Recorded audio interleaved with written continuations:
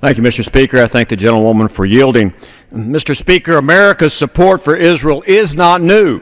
Thomas Jefferson, Benjamin Franklin, both wanted the likeness of Moses leading the children of Israel to serve as the great seal of the newly independent United States of America.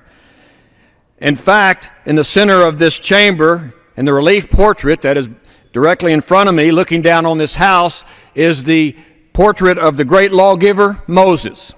John Adams wrote that he really wished the Jews had in Judea an independent nation.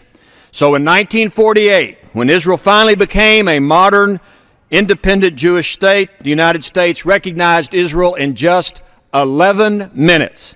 Today, our support for Israel cannot waver, it cannot wane, and we cannot grow weary in proclaiming the absolute right of Israel to defend itself. Israel's interests are America's interests. They are on the front lines against terrorists like Hezbollah and Hamas. They are surrounded by nations that do not like them.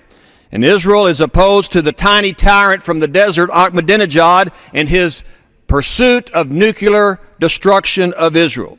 Our troops train together, and our cooperation in developing military technology has saved Israeli and American lives.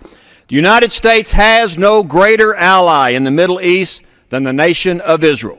The United States must let the world know that Israel has the absolute right to be left alone. So I support this suspension and urge its passage. And that's just the way it is.